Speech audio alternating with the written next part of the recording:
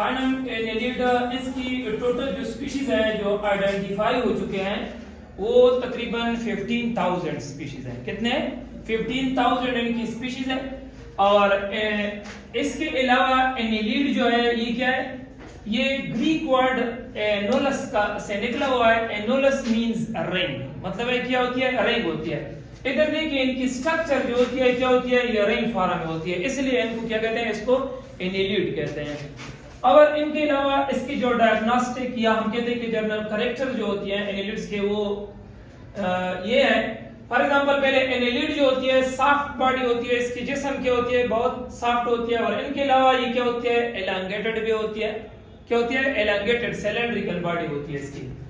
इनके अलावा ये ट्रिप्लोब्लास्टिक होती है। ट्रिप्लोब्लास्टिक मींस कि इसमें एक्टोडर्म होता है, इसमें एंडोडर्म होता है और इसमें क्या होता है, मेसोडर्म भी होता है। लेकिन साथ में इसकी बॉडी जो होती है मेटामेरिकली सेगमेंटेड होती है। मेटामेरिकली सेगमेंटेड, इस तरह मैंने आप लोगों को देखा है कि इसमें बहुत ज्यादा सेगमेंट मैंने ड्रा किए हैं।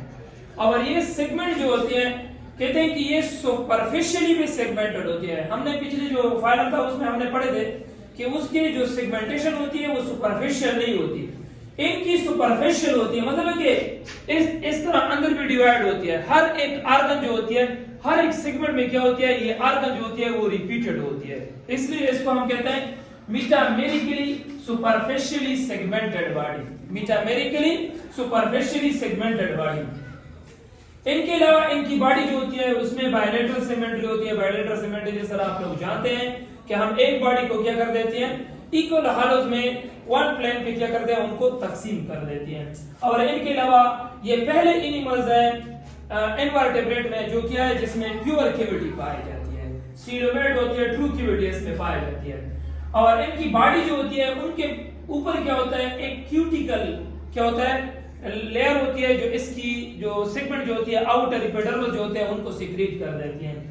हैबिटेट के लिहाज से इनकी घर कहाँ होती है, ये कहाँ पे रहते हैं, ये वाटर में भी रहते हैं या हम कहते हैं कि मॉइस्ट या वेट सॉइल जो होती है उनमें क्या होती है, उनमें ये रिहाइश पजीर होती है। लोकोमोशन किस तरह करते हैं, इसमें मस्कुलर लेयर होती है। मस्कुलर लेयर इसकी मुख्तलिफ होती है। एक इसमें क्या होता है, लॉन्गिट्यूडिनल क्या होती है, डॉर्सल पे पाई जाती है। और इसके अलावा वेंट्रल पे भी क्या होती है, दो A1 पेयर पाई जाती है। साथ में इनमें क्या होती है, इनमें सर्कुलर लेयर जो होती है, मसल जो होती है, ये भी पाई जाती है। और ये सर्कुलर और लॉन्गिट्यूडिनल जो होती है ये अल्टरनेट कंट्रैक्शन करते हैं। अगर लॉन्गिट्यूडिनल रिलैक्स हो जाती है तो ये कंट्रैक्ट हो जाती है, अगर ये कंट्रैक्ट हो जाती है ये रिलैक्स हो जाती है। इसी तरह ये क्या करते हैं, इन मसल के जरिए मूवमेंट करते थे। लेकिन इसके अलावा इसमें लॉन्गिट्यूडिनल और सर्कुलर मसल तो होती हैं, लेकिन इसके साथ इसकी लोकोमोटरी आर्गन जो होती है वो सीटा होती है या क्या होती है, या पैरापोडिया होती है। और ये मसल जब कॉन्ट्रैक्ट हो जाती है सीटी को या पैरापोडिया को क्या करते हैं, उनको कॉन्ट्रैक्ट और रिलैक्स करते हैं। ये वाली स्ट्रक्चर जो होती है, जो थोड़ा बहुत क्या होती है, यहाँ पे इसमें थोड़ा सा उभार पाया जाती है, तो इसको हम क्या कहते हैं, इसको हम, और ये वाली जो होती है इसको हम क्या कहते हैं, इसको सीटी कहते हैं। और ये क्या होती है, ये पैरापोडिया होती है। क्या होते हैं, पैरापोडिया। लॉन्गिट्यूडिनल और सर्कुलर मसल कंट्रैक्शन रिलैक्सेशन कर देती हैं, तो ये कंट्रैक्ट रिलैक्सेट हो जाती है। मतलब है कि ये आगे पीछे क्या कर देते हैं, ये हरकत करते हैं, जिसके जरिए ये ऑर्गेनिज्म जो होती है वो क्या होते हैं, वो हरकत कर देती हैं। डाइजेस्टिव सिस्टम जो होती है ये कंप्लीट होती है, मुकम्मल डाइजेस्टिव सिस्टम पाई जाती है।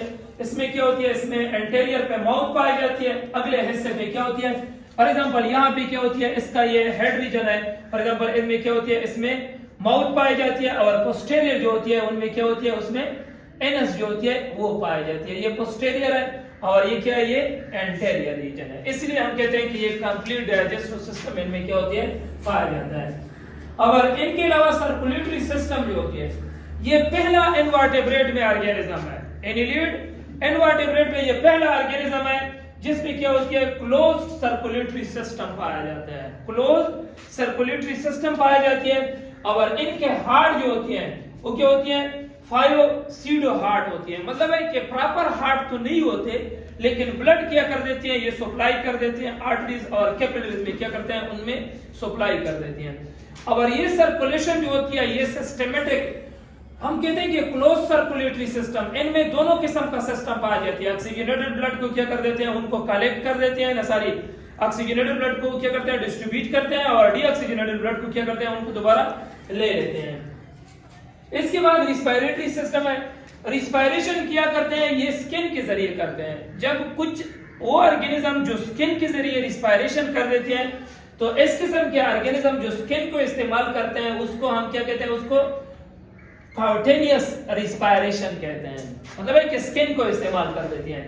या इनकी कुछ स्पीशीज जो होती हैं गिल्स को इस्तेमाल करते हैं, और गिल्स जो होती हैं ये पैरापोडिया नहीं होते। पैरापोडिया इनकी बेस पर क्या होती है, यहाँ पर एग्जाम्पल ये पैरापोडिया है, इनकी बेस पर क्या होती है, छोटे छोटे गिल्स जो होती हैं ये पाई जाती हैं, जिसके जरिए वो क्या कर देते हैं, अपनी रिस्पायरेटरी डिमांड्स जो होती हैं वो पूरा कर देते हैं, ब्रेक डाउन कर देते हैं। नर्वस सिस्टम जो होती है ये क्या होती है अनडिवेलप्ड ब्रेन। ये भी याद रखें कि ये इनवर्टिब्रेट में ये फर्स्ट इनलिड है, जिसमें क्या होती है, सिंपल ब्रेन होती है, या हम कहते हैं कि अनडिवेलप्ड ब्रेन, या हम कहते हैं कि सिंपल ब्रेन इसमें पाया जाती है। क्या होता है, सिंपल ब्रेन। और इनके अलावा इस ब्रेन से क्या होते हैं, जिस तरह ह्यूमन बीइंग्स होती हैं, दूसरे वर्टिब्रेट होती है, इससे स्पाइनल कार्ड निकला होता है, लेकिन ये हम कहते हैं कि अनडिवेलप होती है, प्रॉपर्ली डेवलप नहीं होती है, इससे न्यूरोकार्ड जो होती है वो निकला होता है। और न्यूरोकार्ड जब यहाँ से पास होता है यहाँ पर, तो हर सेगमेंट को क्या कर देते हैं, नेरोस जो होती है वो दे देते हैं, और नेरोस जो होती है वो मैसेजेस को क्या कर देते हैं, कलेक्ट कर देते हैं। एक्सक्रीटरी सिस्टम जो होती है ये किस चीज पर मुश्तमिल होती है, एक्सक्रीटरी ऑर्गन जो होती है ये इसमें नेफ्रोडिया है। ये MCQs MDCAT point of view जो होती है ये बहुत ज्यादा इंपॉर्टेंट है कि नीलिड की एक्सक्रीशन किसके जरिए होती है, नेफ्रेडिया के जरिए होती है, किसके जरिए, दूसरे भी ऑप्शन उसको दिए गए होंगे। क्या होती है, नेफ्रेडिया होती है। नेफ्रेडिया क्या होती है, open end to outside by nephridiopore. Nephridiopore के जरिए ओपन होती है। Nephridia lies at the two adjacent segment. इधर देखें इसको समझने के लिए, यहाँ पे क्या होती है, ये टू एडजेसेंट सेगमेंट होती है। एक में क्या होती है, यहाँ पर इसका एंटेरियर रीजन पाया जाती है, जिसमें सेलिया होती है, सेलिया बीटिंग कर देती है, जितनी भी वेस्ट होती है अपने एडजेसेंट सेगमेंट से हासिल कर देती हैं।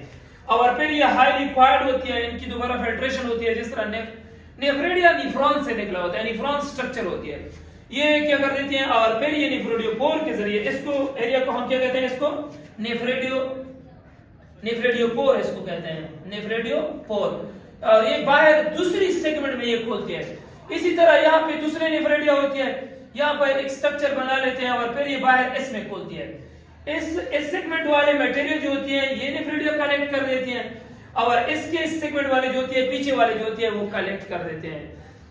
और दूसरी इनमें क्या होती है, रिप्रोडक्शन। रिप्रोडक्शन क्या होती है, रिप्रोडक्शन के लिहाज से क्या होती है, ये हर्माफ्रोडाइट होती है। क्या होते हैं, हर्माफ्रोडाइट। एक ही ऑर्गेनिज्म में क्या होते हैं, मेल और फीमेल ऑर्गन जो होती है वो क्या होते हैं, एक ही ऑर्गेनिज्म में ये मौजूद होती है। फर्टिलाइजेशन क्या होती है, एक्सटर्नल कर देती है। पैरापोडिया होती है, उनमें गिल्स होती है, यहाँ पे लार्वा अटैच हो जाती है, या ओवा को क्या कर देती है, हारिज कर देती है, स्पर्म इनके साथ मिल जाती है, तो ये क्या करते हैं, वहां पे फर्टिलाइजेशन कर देती है।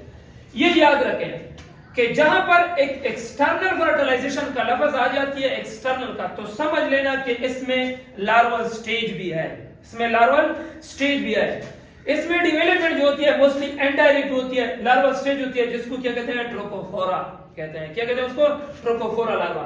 ये एमसीक्यूज भी है, एमडीकेट लेवल है, बहुत ज्यादा इंपॉर्टेंट है। लोकल टेस्ट जितने भी आते हैं वो भी आते हैं, मुशावरा जो दूसरे टेस्ट होते हैं।